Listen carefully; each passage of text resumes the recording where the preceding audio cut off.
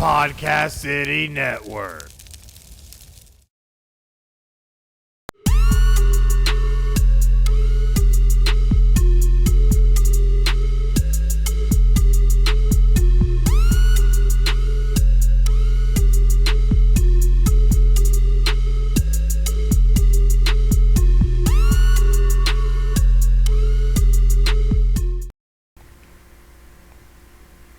What's going on, everybody? Welcome. You are live with Final Score here just outside of Orlando, Florida.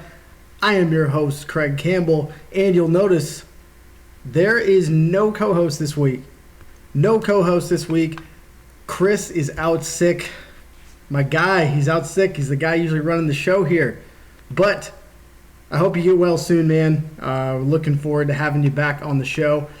But hey, the show must go on. So you're stuck with me and this bald head today. So let's get right into it. All right. We got a lot of things to talk about today. We got to talk about Super Bowl, XFL, NBA trade deadline, all that. But before we can get to that, you got to make sure that you can find us on social media. You got to make sure you can go find us on social media at PCN Final Score. We are on Facebook, Twitter, Instagram, and it is right above my head right here. At PCN Final Score. Go ahead and give us a like, a share, a follow. Share it with your friends. Rate us on all of these content platforms right below you. You can see right there YouTube, Apple Podcasts, Spotify, iHeartRadio, TuneIn, Podbean, Stitcher, and of course Google Podcasts. Just search keyword Final Score, one word, and give us a rating. Let us know how we're doing, because that's the only way we can get better, as we want to hear from you, the fans. So let us know how we're doing. We see a few people coming in here. We're live on Facebook right now. We got about 5 or 6 people. Yeah, not too bad, right? Not a bad start. So let's just jump right into it with the Podcast City Network logo right here underneath you. That is our parent network. Go give them a like, a share, a follow as well. We've got plenty of good content on all of these shows. If you like wrestling, movies, pop culture, what else? What else we got? MMA, and of course, us, Final Score with the sports. Let us know how you like all of our shows. So go find us on Twitter and Facebook at Podcast City Net and at podcastcity.net. So I mean, we got to jump in and talk about the Super Bowl, right?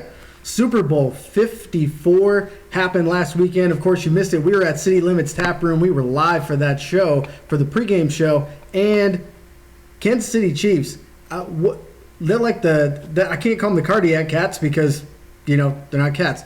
But this team, what they were able to do, come from behind each and every step of the way. Every game seems like they were down, they should have been out, and then they come back and win. They come back and win against Houston. Of course, that was the big one that everyone talks about. But they had to come back and win against the 49ers as well.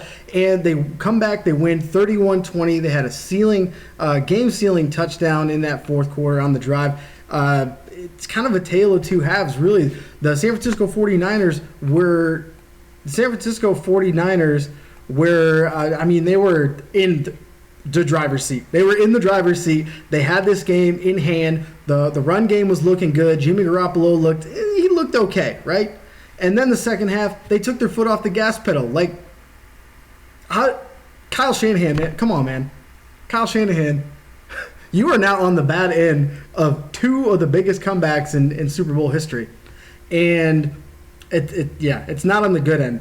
So, I mean, the first Super Bowl win, though, in 50 years for the Kansas City Chiefs, that means one hell of a party just happened in Kansas City. So wait, what? I'm confused. Was it Kansas City, Kansas, or Kansas City, Missouri? I'm just kidding. I don't want to go down that rabbit hole. But the first Super Bowl appearance and win for the Chiefs in 50 years. Congratulations to Chiefs Kingdom. And that parade was one hell of a parade. I don't know if you had a chance to watch it, but that parade was great. The Kelsey brothers do not disappoint with their Super Bowl speeches. Just got to throw that out there. But looking at Kansas City, 21 points in 10 minutes after they were down 20-10, just over 11 minutes left in the game. And Andy Reid, the man, finally getting his Super Bowl win. But I want to look at one thing real quick. I'm going to show this up on your screen here. And look at these stats right here. So Patrick Mahomes won the MVP. But how? He took 4 sacks, threw 2 picks. Yeah, he had to come back and help, and help this team get to where they, get to the position they needed to. They finally took deep shots in the third quarter, finally. But look at these stats. I mean, Damian Williams, if anything, should have got the MVP here. I mean, look at running the ball. He had 104 yards. Yeah, a lot of that, big chunk of that was in the fourth quarter when the game was already in hand. But he had 4 catches for 29 yards and a touchdown too. So I don't really see how they have Pat Mahomes being the guy, the MVP winner. I can see it because the name recognition. He's the Madden cover athlete, beats the Madden curse. He's the guy who's going to get paid. He's going to get paid a lot very soon. So I mean, we got a freeze on our video here. What's going on? We got a freeze on our video, but we're just gonna keep rolling just in case if this will clear up here. But the Chiefs win the Super Bowl 54. They are now going to go into the offseason on a high note. And San Francisco, you got to look at the other side. Jimmy Garoppolo did not look great. He had 219 yards, 2 picks, a touchdown. He only took 1 sack. But that fourth quarter, he looked super uncomfortable in the pocket. Did not look like he belonged there at all. But so I mean, we got this Jimmy Garoppolo, man. So now the question is, are they going to go out and get Tom Brady? Because Tom Brady's a free agent, right? Tom Brady's a free agent. So are they going to try to bring him back to the Bay Area where he's from and let him be the quarterback? I'm not too sure that they're going to be sold on that. But hey, let me know. Give me your comments. Let me know what's going on. Getting in here, we got my buddy Josh in the chat right now. Shout out to you, Josh. Appreciate the love. But you see once you get in here, there's that little notification sign to go that you get notified anytime that we go live with Final Score. So definitely check that box so that way you can see this lovely mug and Chris whenever he gets back. So yeah, hopefully he gets healthy soon and we'll have him back for next week. But moving on, we've still got more football. I don't know about you all, but I am super, super excited for this. The XFL is back. You heard me. The XFL is back. I did not stutter. The XFL 2020 kicking off today, actually. 2 o'clock is going to be the first game. I'm going to have a whole slate of games for you right here in just a moment. But what can we expect from week 1 in the XFL? First thing's easy. A lot of eyes are going to tune in. You remember last year with the video, the Alliance of American Football kicked off, and they did great. They really did well for the first 2 weeks when they actually started. They forgot to pay players. That's what happened. But we had our beloved Orlando Apollos. Rest in peace. Still the champs of the AAF, by the way. But the AAF did so well in week 1. They even beat out a marquee NBA matchup of Houston and Oklahoma City in the first week. But this didn't really pan out. And, of course, halfway through the season, they went under. But that's the first thing you got to look for with the XFL this year is they are going to get a lot of eyes in week 1. And that's what they need to do. You got to capture it with great football. But they're also going to try to have some familiar names attached to some of these teams. I mean, the coaches, June Jones, the run and shoot offense, he's going to be head coach for the Houston Roughnecks. Mark Trestman, here local for the Tampa Bay Buccaneers, the Vipers, the Tampa Bay Vipers. They're going to be, his success that he's had with the Chicago Bears, with the CFL and the Toronto Argonauts. That's going to be an interesting. They're actually one of the favorites in the XFL this year. Bob Stoops, huge name in college football. He's going to be taking over the Dallas Renegades, and Jim Zorn, who's going to be taking over Seattle. All of those names, NFL ties or at least major collegiate success up there. But most people want to watch for the players, right? So here's a list. Check this names list out. Here's some notable players that will be in the XFL this year, who you can come to expect. Just look at some of this list. I mean, you got most of them quarterbacks. I mean, the quarterback play is really what you've got to look at. The AAF, I mean, look at what Garrett Gilbert did with the Orlando Apollos, with Steve Spurrier there at the helm. And the quarterback list is really what people are going to be watching. So Landry Jones is going to be with Dallas Renegades. Aaron Murray from Georgia, Tampa Bay Vipers. Sammy Coates, Cardale Jones, Cameron Artis-Payne, Tommy Lee Lewis. Yeah, I know this is very weird to watch, I bet, Chris, with you not being here. But but I hope I'm carrying the load pretty well for you. But we got, and Tommy Lee Lewis, he's actually the guy, remember that Nickel Roby, who was not called for that pass interference in the NFC title game last year. That's the guy it was committed on. And so he's now in the XFL with the Dallas Renegades. Josh Johnson, Connor Cook, who actually, he's one of the big names for Houston, and he's not even starting week 1. He's not even going to start week 1, mind you. That's crazy to me that he's going to do it. But continue on the list. We got Coney Ely, Matt Elam, Antonio Callaway, Matt McGloin, and Matt Jones, all going to be some of the bigger. And there's so many other bigger names, too, that we could throw out there. But those are just some of the top people that have already been in the NFL that will be on XFL rosters this year. But we got to look at what's going to make XFL draw your eyes to that screen, and that's going to be the rules. Different rules. First of all, there's no extra points. There are going to be no extra points. No point after attempt for kickers or anything like that. But the teams will have a chance to pick up either 1, 2, or 3 points.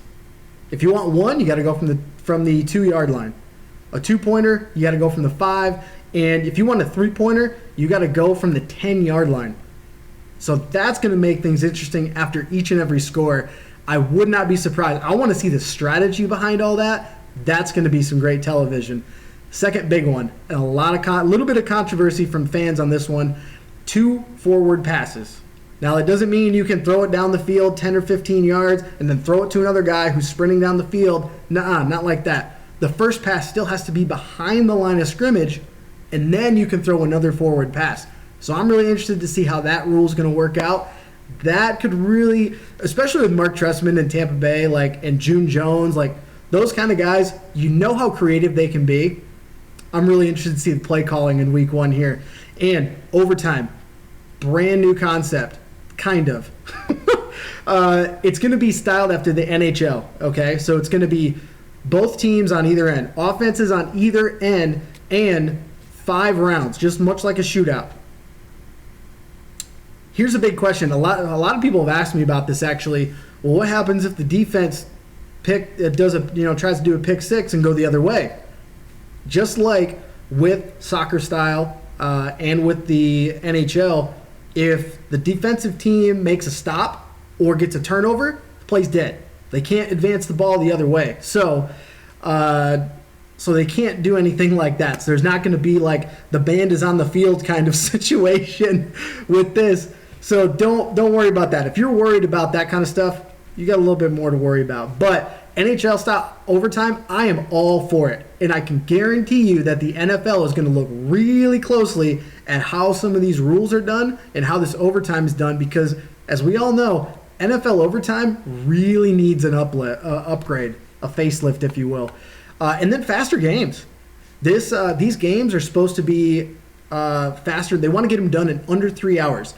I know that's a shock to a lot of people because the NFL likes to go for like 4 or 5 hours and have like commercials galore. But XFL says no way, we're not doing that. Shorter half times and only a 25-second play clock, much like contrary to NFL, where they've got with 35, 40 seconds every time, and you can just churn clock. A bunch of other smaller rules to look for. But if you want to look at those before the game start at 2 o'clock today, xfl.com/rules, and that will give you all the rundown of all the latest and new rules that they're implementing for this 2020 season. But, of course, week 1, we're starting. Here's some of the weekly matchups we got to look at here. Today, on Saturday, we've got the Seattle Dragons at the DC Defenders. That's going to be on at 2 o'clock on ABC. LA Wildcats are going to be at Houston Roughnecks, 5 o'clock on Fox. Now, shocker, there's actually going to be a lot of spreads in the spreads are going to be really interesting for this first week. DC is favored by 7 in their matchup against Seattle, and Houston's favored by 5.5 in their matchup against the Wildcats. On Sunday, looking over there, our own Tampa Bay Vipers, #ready to strike. They are a 2.5-point favorite against the New York Guardians. That's going to be 2 o'clock on Fox. And then the later game, the St. Louis Battlehawks. I still love that name. I love that logo. It's fantastic. They are a 10-point underdog against the Dallas Renegades. And that's going to be 5 o'clock on ESPN2. And just getting word from Chris here. Chris is letting us know DraftKings is actually running the XFL, the daily fantasy, which I did see they had some specials and things like that. So if you're in a daily fantasy, XFL is going to be covered by DraftKings. And yes, that St. Louis helmet is pristine. My top favorite for that design and how they did everything there. But if you want to watch the XFL, the one thing that I really love about what the XFL is doing, which unfortunately the AAF didn't do, is they are going to be on all the national networks. You got Fox, ABC, ESPN. Now AAF had NFL Network and CBS, but it's just you gotta have Disney on your side. You gotta have ESPN on your side, or else you're not gonna be able to succeed in sports, unfortunately. And the kind of the hype that's around the XFL that wasn't there for the AAF could have been so good, but because of ownership that was a little flaky and wasn't paying people and lied about their financial records, yeah, that's probably a pretty good reason why they went under. But we're gonna move on because we've got some other news to talk about. We got NBA trade deadline talk. Sorry, I had to take a sip of water here. It's just me talking here, so I mean, I gotta make up for both me and Chris here. I gotta make up for me and Chris here. So, talking about the NBA trade deadline happened on Thursday, 3 p.m. Eastern. It was really quiet up until about the day of, as it usually is. But I'm going to talk about my winners and losers of the NBA trade deadline. And the winners, I mean, I couldn't just pick 3, so I went with 4. And I went with Miami Heat, LA Clippers, Atlanta Hawks, and the Minnesota Timberwolves. Now, the reason I went with 4, you got to look at what they did. I mean, the Miami Heat, they not only added depth. I mean, they added Andre Iguodala. They added I forget who the other one is. Give me a hot second. But they added Andre Iguodala, which is the big one, because he really wanted to get out of Memphis, and they finally granted his wish. But they got Jay Crowder. They got Jay Crowder from Memphis, and they got Andre Iguodala. Now, this move is going to this move is going to help them get into the top half of the East. I don't think it's going to help them beat the Bucks, but I mean the way that that's running right now, you got to run through the Milwaukee Bucks. Good luck with that. The Greek Freak, there's no one shutting him down this year. But I think if any team can be set up to do it, it'd be Eric Spoelstra and the Miami Heat. So they are probably going to do a leapfrog over especially the 76ers, who have been a dumpster fire, who I called that earlier this year. Don't forget that. I called that earlier this year. But they're probably going to leapfrog them, leapfrog Boston, leapfrog Toronto. And at the same time, like, this is the genius of Pat Riley. Think about this. So they not only got Andre Iguodala and Jay Crowder, who's going to help them defensively and their versatility tremendously. They also got rid of their oversized contracts and Dion Waiters, who they've been trying to get rid of for a while. Kind of surprising that they even gave him that contract to begin with. But they got rid of James Johnson's contract and Dion Waiters' contract. And Pat Riley, it's the genius of Pat Riley. He got rid of the massive contracts and brought in guys that are going to help them win right now. So they are my top big winner of the the trade deadline. Excuse me. All out of sorts here. I don't have my co-host, but that's okay. We're rolling with it anyway. The Clippers, they got to be right behind them, and they didn't make big moves, but they went out and got Marcus Morris from New York, from the Knicks, and I mean, first and foremost, that is already adding you versatility. He can play the 3, he can play the 4, he can stretch the floor, and they can go a little bit of a small ball there if they really want to. But, I mean, he's averaging 18.5 points a game and 45% from 3 for the Knicks this year. So that floor spacing, and he brings you grit, he brings you toughness. And, I mean, you're trying to win not only just the city of L.A. here, you got to beat the Lakers. And, I mean, you can have city supremacy right there. But, I mean, he's going to help stretch the floor for the Clippers. He's going to help make them a lot more dangerous than they already are, honestly. So that's a big win for me. And Atlanta Hawks. Atlanta Hawks, now, while they are one of the worst teams in the NBA right now, but I think they won big because not only you went and got Clint Capella. Now, that's not going to be... that's not going to be a huge needle mover, you would think, right? Because Clint Capella, he got that massive contract from Houston. How's this going to work? He is the perfect role player to play alongside Trae Young, because what Trae Young loves to run the pick and roll, that's what Clint Capella does best. He loves setting picks and dive into the hoop. He's a super athletic player. That's going to be really interesting to see. I'm really excited to see how that tandem is going to work. And he's got a little bit of defense. He can block shots. So he's going to be a really good fit, I think, next to John Collins, who's also super young, and they also got Herter. DeAndre Hunter, they got him as well. So, I mean, this is going to be a really cool matchup, I think, for this whole core. If they can keep them together for a little bit, I'd like to see how they gel over the last half of the season and then go into next year, because they were really expected to take a step forward this year, the Hawks, and they just have not done so.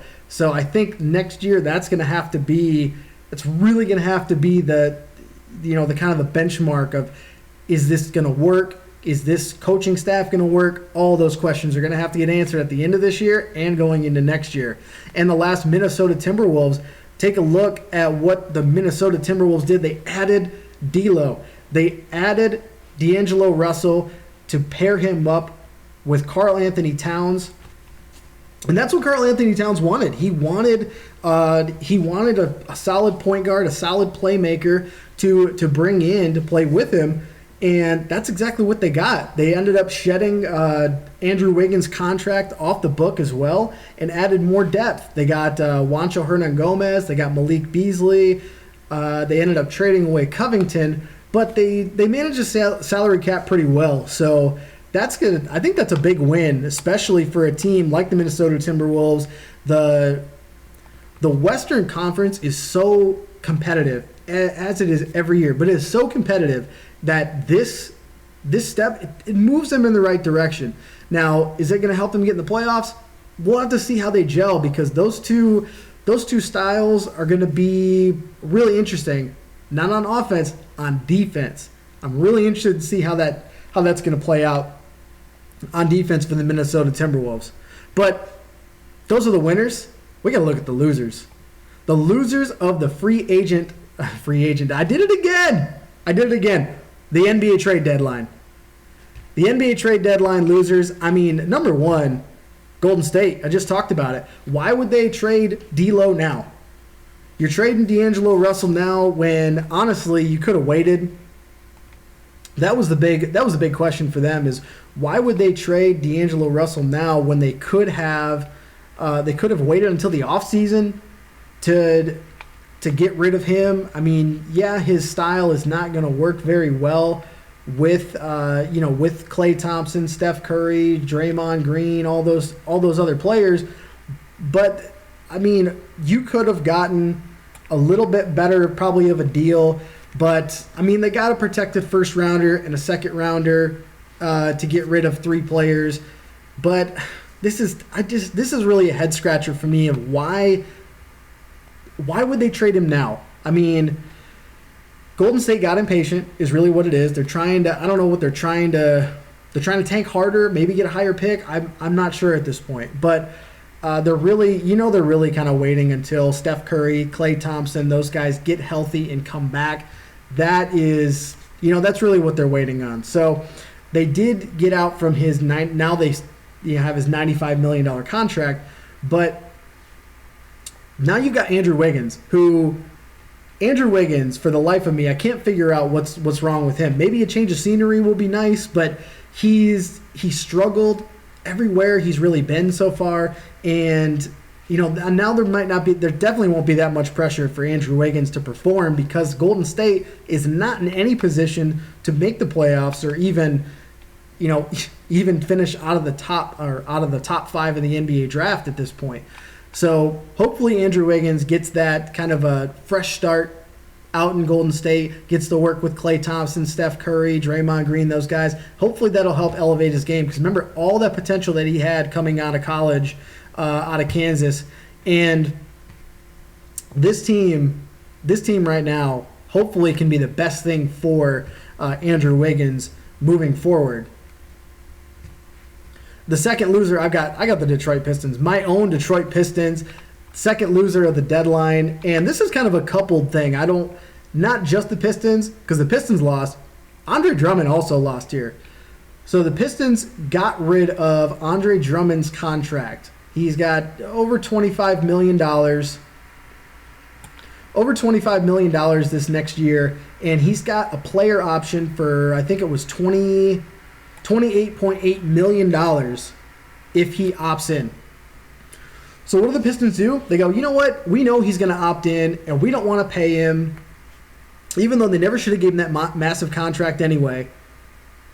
They're like, you know what? We're just going to dump him to the Cavaliers for cap space and two players, Brandon Knight and John Henson. Brandon Knight used to be a Piston. He was drafted in the first round by the Pistons a few years ago, and basically what they did, they're just dumping him just to dump him, and it's really unfortunate. Is what first of all, what the hell are the Pistons doing? Like they have no continuity in the front office. They've got a new regime who's trying to take it in a different direction. At this point, you just have to blow everything up. Everything. And I'm talking try to find a way to get rid of Blake Griffin at this point. Because the only way that you can get better in the NBA is you either have to be a free agent destination, which Detroit is definitely not, unfortunately, or you've got to get better through the draft. And you got to hit on your free agents. Your free agents are not, Kevin Durant and those kind of guys, those guys aren't going to walk through the door and say, hey, we want to come here to Detroit and we want to win a championship. You have to draft guys that are going to be able to give you that hope, that potential in Detroit. And they don't have it right now. They just don't have it right now. So they've got a long way to go. But Andre Drummond, getting rid of him was good for the cap book. But they got to blow the whole thing up at this point. And the third loser is going to be, I think, as a whole, the NBA free agents for next year. The 2020 free agents, yikes, man. Yikes. I mean, you got guys like Fred VanVleet leading this class, and this is just a list of the teams that had Matt cap space. Yeah, I know. My boy Tone, Banner and Babel, watching. What's going on, man? Yeah, nobody wants to come to Detroit, unfortunately. We're kind of stuck for a while. But here's a list of teams that had max cap space before the trade deadline. And you're talking the Atlanta Hawks, the Cleveland Cavaliers, Memphis Grizzlies, the Charlotte Hornets, the New York Knicks, and the Phoenix Suns. Yes, Reggie Jackson also needs to go. I've been saying that for a couple years. Reggie Jackson and Andre Drummond needed to go. And yeah, those guys needed to go. And now I think Blake Griffin's got to go too. You got to blow everything up and let Dwayne Casey start with brand new talent, a bunch of young kids. Let him do it. And yeah, if they don't want to do that, then let Dwayne Casey go. Unfortunately, even though he's a great coach, I don't think it's a good fit for Detroit if he can't have something to build on. But back to these free agents. Look at the teams that you got listed here, and all those teams, nobody that's a free agent in their right mind is looking at that list and go, you know what? I really want to go play for the Hornets right now. I really want to go play for the New York Knicks right now, who just fired their team president. I really want to go play for the Phoenix Suns. Great city, but not a good organization right now. I want to go play for the Cleveland Cavaliers.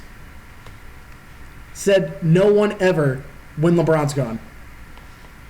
So, but look at what happened through the trade now. But through the trade deadline, the Hawks, they're likely out because they got Clint Capella.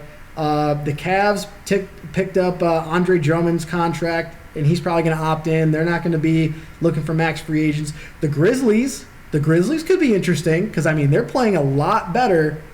They're playing a lot better right now than they were expected to. So that young team is finally gelling. So that young team could be a very, very interesting outlier for the for the free agent market here. But other than that, I mean, what do you got left? You got the Hornets, the Knicks, and the Suns. Yikes! Nuh-uh. So if you are an NBA free agent and your list is basically down to the Hornets, the Knicks, and the Suns, I hope your agent is really, really good at either I hope your agent is really, really good at either getting your current team to keep you at pretty close to market value, or you're kind of going to be stuck in NBA organization hell for the next couple of years, because the big one is Fred VanVleet. He's going to be leaving Toronto. What do you do here? Do you try to hope that Toronto gives you, I don't know, 75 to 80% of your market value? Or do you try to test free agency and go somewhere that you might make a difference? And you're not going to Memphis if you're Fred VanVleet. Got John Morant. Hornets, they got Devontae Graham, who's in the Rising Star game. Maybe. The Suns, they just got Ricky Rubio last year. You think they're going to go get you? I don't think so. So it'll be really interesting to see how a lot of these free agents are going to really play the whole free agent market, because there's not many teams out there that have a lot of cap space, and unless they're going to do like a sign and trade or something, you don't really see a lot of big movement. And it's kind of a weaker class too. So this is going to be, I think, a perfect storm of players that are going to get overpaid by bad teams, which makes them continue to be bad teams, or you're just going to see guys that end up settling for less to go to maybe some mediocre teams or maybe even better teams. We'll see what happens. But definitely check in with us at Final Score. We are going to keep you updated on all the things coming up for the rest of the year with the NBA, and of course throughout the offseason. So check us out at PCN Final Score, Facebook, Twitter, Instagram, and with what am I thinking of? And here on Facebook, because we do Facebook Live every single week, Saturday, 11 a.m. But let's move on to some baseball. Let's talk some baseball, shall we? Baseball, I mean, the big thing this week is I really wish you were here for this. I really wish you were here for this, because we're talking about your boys, the Boston Red Sox. They traded Mookie Betts. Well, not officially. It's supposed to be official today. As of as of what I've been reading over this morning and last night, that supposedly there's been some hang-ups with getting the contracts, something about the contracts and the physicals. The physicals are still everything's getting delayed. Nobody really knows why, and that's really unfortunate because if you're looking at, just looking up, Ken Rosenthal's been talking a lot about this over the last couple days, and it's basically this friction between the organizations and the players because these trades are getting delayed. There's some weird, awkward arbitration going on with Jock Peterson because he had requested, I think it was $9 million in arbitration from the Dodgers. They ended up settling for about $7.7 million, and Jock Peterson's also getting traded. So that's not going to really affect his trade, but these other things are affecting these big trades going through. And just to give you an idea of some of these big trades, the big one I was talking about, the 3-team blockbuster involving the Red Sox, the Dodgers, and the Twins. So looking at what the Red Sox got, they get a player, outfielder by the name of Alex Verdugo. So looking at a little bit of what he's all about, he's the 23-year-old left-handed hitter. He's got some upside. So they're basically, the Red Sox are looking for the kind of the long haul here. So they got him, and they got a right-handed pitcher, Graterol, who's the number 83 overall prospect in MLB's pipeline, and he's going to be the number 2 prospect for the Boston Red Sox when this deal is official. They got him from Minnesota. The Dodgers get what they want. They got cash from the Boston Red Sox. They got Mookie Betts from the Boston Red Sox, and they're getting David Price. So they're getting that star-studded lineup that they really, really crave in LA, and they're getting all the hype yet again this year. So it'll be really interesting because you're trading away Mookie Betts, who is really in the prime of his career right now. He was a past MVP, and you know what? Where's he gonna fit up in this lineup? How long is he gonna be there? He could be a free agent after next year. So this is gonna be it's gonna be a really unique situation for the Dodgers. Are they gonna be able to push to win the World Series finally? Hopefully nobody cheats this time, so maybe they'll have a chance. And then you get David Price, who's been a solid starting pitcher for them. And the Twins, they get a right-handed pitcher. They get Kenta Maeda.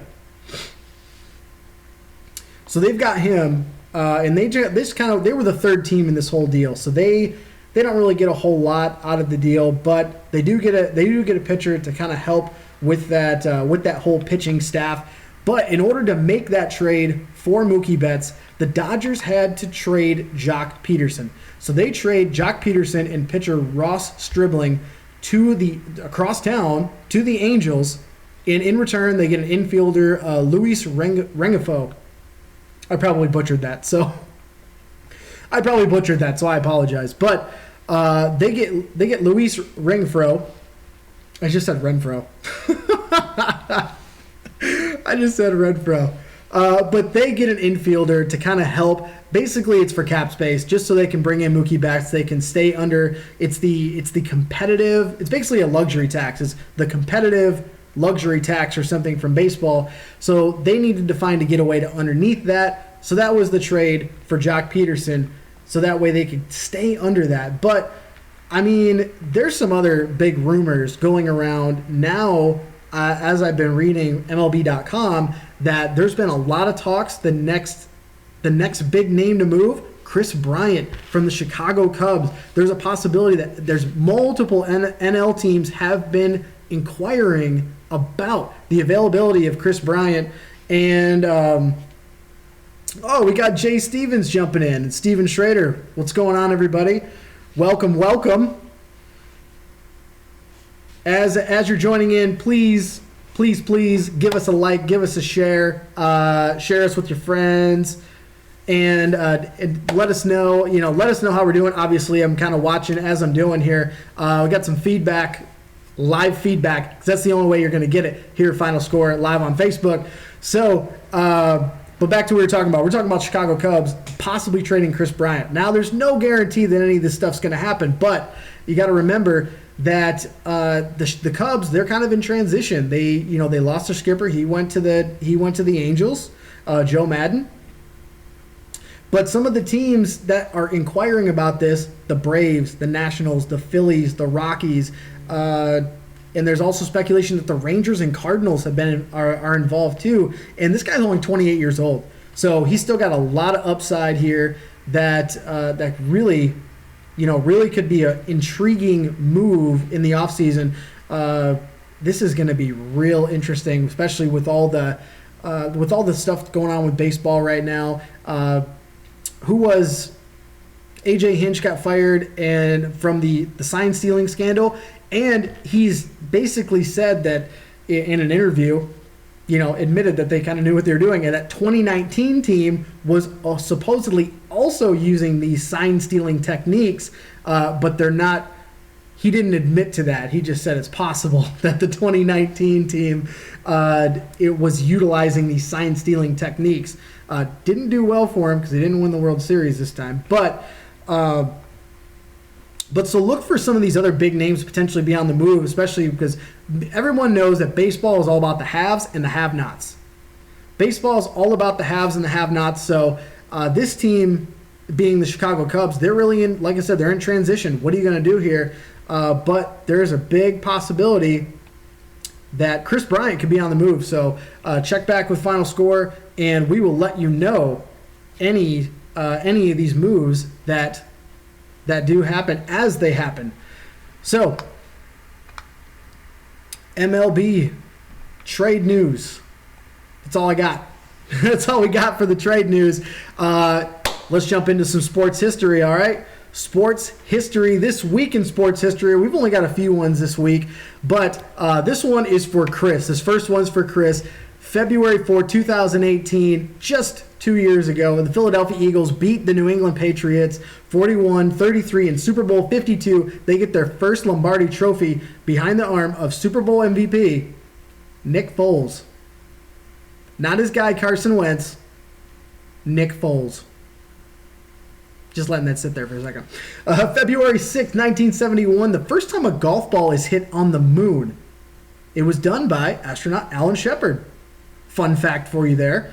February 7th, 1958, the Dodgers finalized their move from Brooklyn to officially become the LA Dodgers.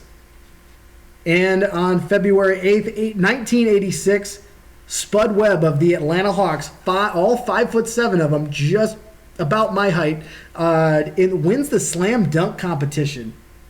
Wins the slam dunk competition at 5'7". He's the epitome of the little guy, literally David versus Goliath. He's a little guy in that case. And the last one, February 10th, 2019, just 1 year ago in a few days, the Alliance of American Football gets underway. And I gotta bring this back. Our beloved Orlando Apollos whooped on the Atlanta Legends 40-6 at Spectrum Stadium here in nearby Orlando, Florida. Hashtag take aim. Got to give some love to the now defunct Orlando Apollos. I really wish the XFL would have brought a team to Orlando instead of a team to Tampa, where they've already got an NFL team. But moving on, we're going to talk about some give or go. And because it's just me, guess what? You get more dose of me. You get more dose of me talking about some topics and stuff that really didn't fit in with our episode. But you know what? I don't care. I'm running the show today. So we're doing what I want to do. So give or go. The first topic, I got to talk about the Jacksonville Jaguars. So Jacksonville Jaguars, you obviously noticed that I have my polo on here, but they hired ex-GM of the 49ers, Trent Balk. Trent Balk. They hired him. He's going to be the director of player personnel for this team. They announced it on Tuesday. Now, here is the interesting part. So GM Dave Caldwell, really, they got to nail this offseason because between him and Doug Marrone, this team is not going anywhere. They've announced they're going to play 2 games in London this year. A lot of speculation that might be the fact that they're ultimately looking to move the team completely to London, which would be a terrible move. But they brought in Trent Bulk for whatever reason. Yeah, thank you, Shanna. Duval. I hated that for the longest time. It kind of grows on me. But it's funny, if you ever ask people from Jacksonville where that came from, nobody can tell you a straight answer. Nobody knows. It literally just happened, I guess. Anyway, so Trent Bulk, just to give you a little bit of an idea, he was the GM of the San Francisco 49ers, and he spent 6 seasons as their GM, and he hired Jim Harbaugh, Jim Tomsula, and then Chip Kelly. So 1 great hire and 2 awful hires. But he was fired after Chip Kelly was also fired in 2016. Yes, thank you for the laughs. That was hilarious. But he went 51-44 as the GM of the San Francisco 49ers. They made 3 consecutive appearances in the NFC Championship game. But here's some of the players that he drafted. All right? Take this how you will. He drafted Colin Kaepernick, who led them to the Super Bowl after 2012. He drafted Eric Reed, Carlos Hyde, cornerback Jimmy Ward, D-tackle Eric Armstead, Jaquise Tart, defensive back, defensive end DeForest Buckner. Ward, Armstead, and Tart and Buckner all started in Super Bowl 54 loss to Kansas City. So some of those players are still there, but it's really going to be intriguing because of the fact that now the draft position that the Jacksonville Jaguars are in, they really need help on offense, but there's some really good prospects on defense yet again for the Jaguars. So what are they going to do? They're kind of the top 10 area, so we'll see what happens. See what happens where they go from there. We're going to have actually some pre-draft coverage. The NFL Combine is not too far away. It's right around the corner. We're going to be doing some coverage on that here on Final Score, as well as doing, as we did last year, we're doing our pre-draft show where we're going to go through the first couple rounds, the first 2 rounds, I believe it was last year, and we are going to go over pick by pick who we think will happen. Trades notwithstanding, of course. But moving on, next topic, give or go, New York Knicks. I mentioned them earlier. So the New York Knicks fired team president Steve Mills on Tuesday. So if you're not familiar with the dumpster fire that is the New York Knicks, he spent 2.5 years as the team president under James Dolan, and he spent a number of years in the organization just in general. So the fact that they waited until way after they fired their head coach Fizdale, who was supposed to help turn the team around, it didn't go well, and it didn't go well because it's the New York Knicks. It's the New York Knicks, for crying out loud. James Dolan is like, just stay away from the Knicks. But here's what James Dolan is talking about. He's never been one to go, well, okay, who's the best executives out there right now? Who can I go get to help make the Knicks better? He only cares about one thing. He only cares about the Benjamins. He only cares about how much money he's making. There's chance of sell the team all the time. And when you have a press conference that you talk about basically how you're not selling the team, it's probably time to sell the team. Just saying. It's probably time to sell the team. But James Dolan is supposedly the biggest target that he's going after is the Toronto Raptors president, Masai Ujiri, who helped navigate and build that Toronto Raptors squad to win the NBA Finals. And he wants Ujiri to oversee New York's operations. ESPN is one of the first people to be talking about this. And the funny thing is, though, he's still under contract for the 2021 season. So he's still under contract for next NBA league year.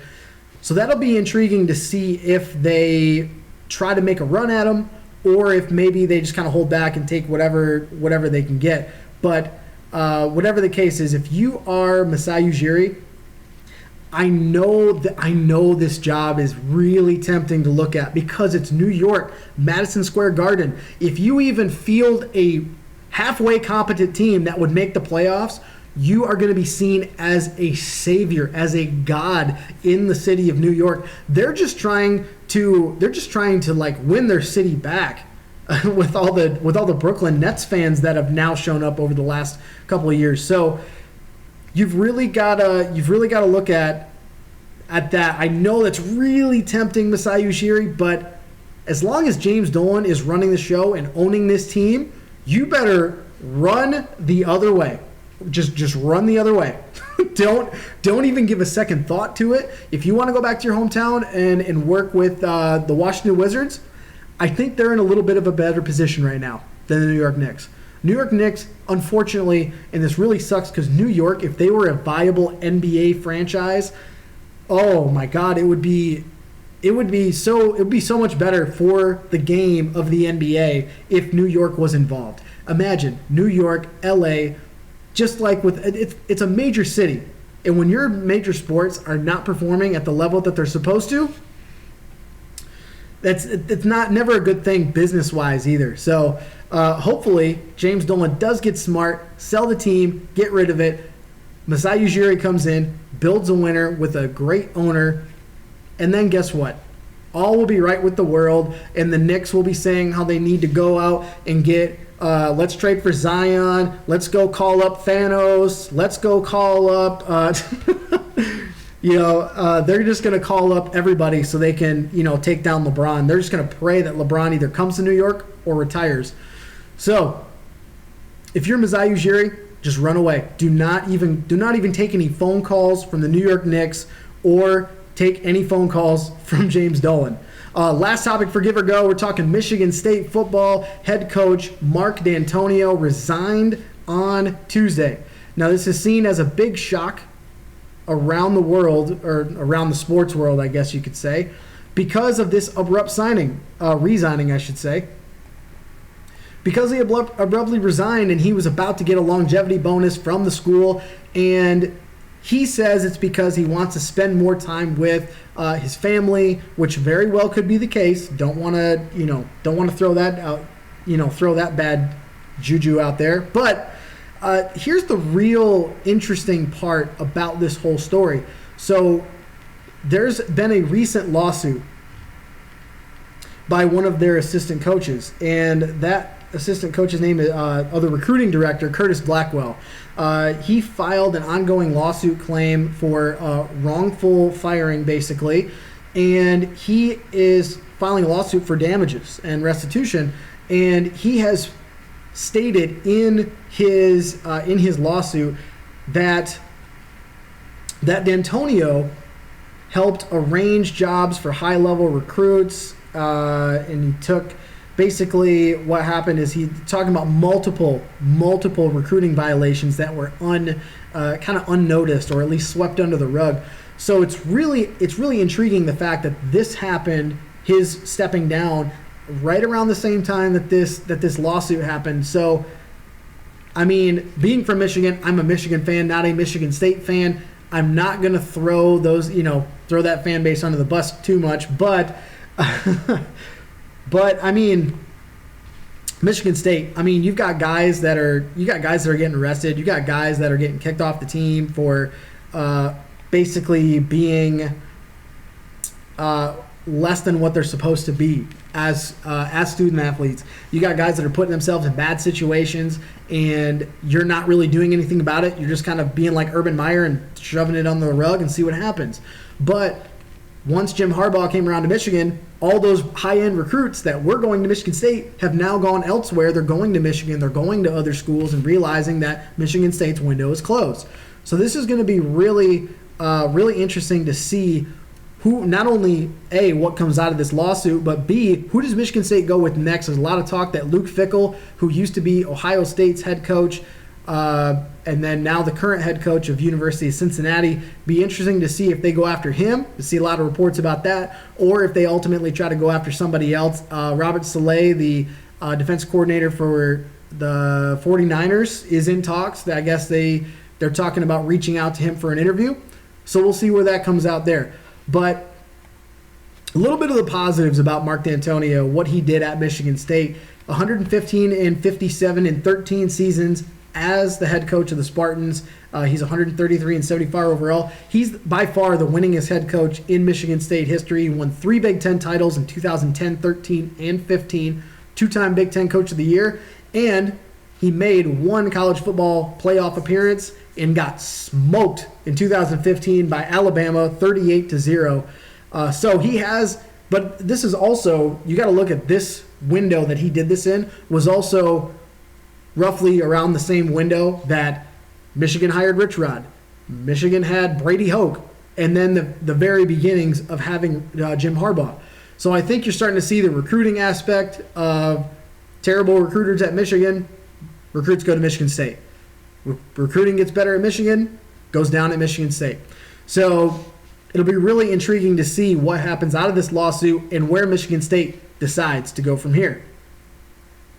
But unfortunately, for all 3 to 5 of you that are still here hanging out with me, we're about 1 hour in, and we have come to the end of the show. We've come to the end of the show, so we're going to look at the week ahead. And this weekend, tonight actually, we already talked about the XFL starts at 2 o'clock today, but UFC 247 happens tonight. 2 big titles on the line. The men's light heavyweight fight. Champion John Jones, who is the favorite at -420, going up against Dominic Reyes, who's a plus 330 if you're into betting UFC fights. And on the women's side, the flyweight title is up for grabs. We got Valentina Shevchenko, the champion. I butcher some of these names. I apologize. But we got Valentina Shevchenko, the negative 1,200. She's minus 1,200 favorite right now. That's a pretty big bet right there. If you are trying to bet on her to win, you got to bet a lot just to even get a little bit. She's going up against Caitlin Chukagane, who's a plus 750 as the underdog.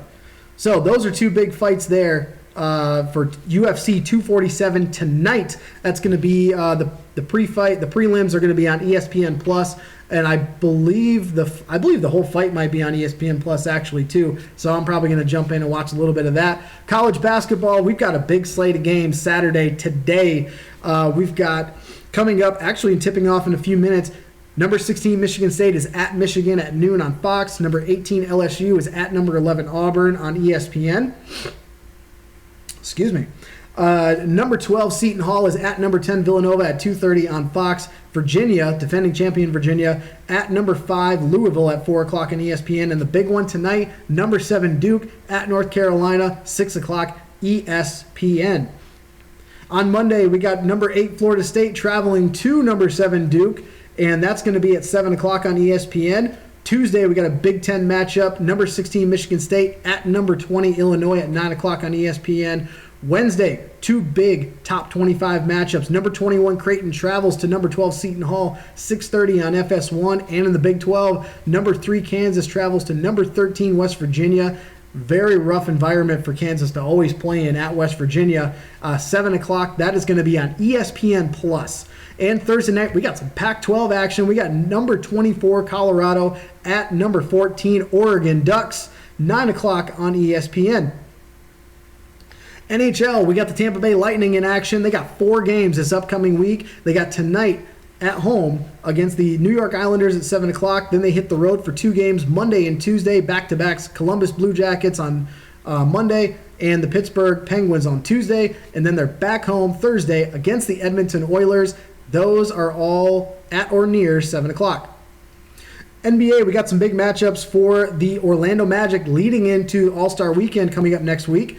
They got 3 games before the break. All 3 are going to be at home here in Orlando. So we got Saturday home against the Bucks at 5 o'clock, tonight at 5 o'clock, Monday against the Hawks at 7, and then Wednesday against my Detroit Pistons at 7 o'clock. So I might try to go to that. We'll see what happens. Maybe. Fingers crossed. We'll see what happens. But All-Star Weekend's going to be next weekend in Chicago. Friday night, they do the Celebrity Game and the Rising Stars Challenge at 9 o'clock.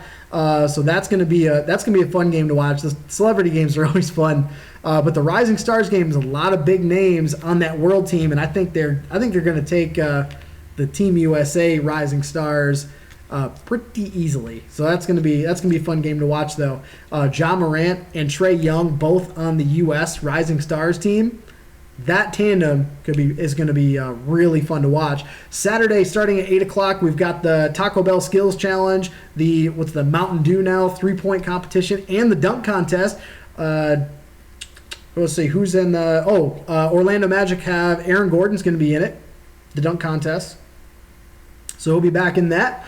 Those are always fun to watch. Dunk contest. The lineup looks kind of weird this year. It's got Dwight Howard, Aaron Gordon, Derek Jones Jr., and then who's the last one? Oh, Pat Connaughton, 6'5" white guy, plays from Milwaukee. Go figure. And then Sunday, the 69th All-Star Game is going to be at 8 o'clock. Brand new format this year. They're not keeping score through the first 3 quarters. Probably going to be a big memorial night for Kobe Bryant and all of the victims of the helicopter crash. I'm sorry, my brain was going somewhere else. So. But there'll probably be a big memorial for that, and so be on the lookout for that. The new rules for the fourth quarter are going to take place. That's when they'll finally start keeping score, and you have to win. I think it's like win by 20. They're going to add 24 to the final score, something like that, in honor of Kobe Bryant. So that's what's going on for the week ahead, and I appreciate everyone jumping in and watching here on Facebook Live here with me. Hopefully my co-host Chris will be back with us next week. Hopefully he gets better and gets healthy. But notice in the little chat right here, it says, get notified when Final Score goes live next. Just turn on that little notification right there.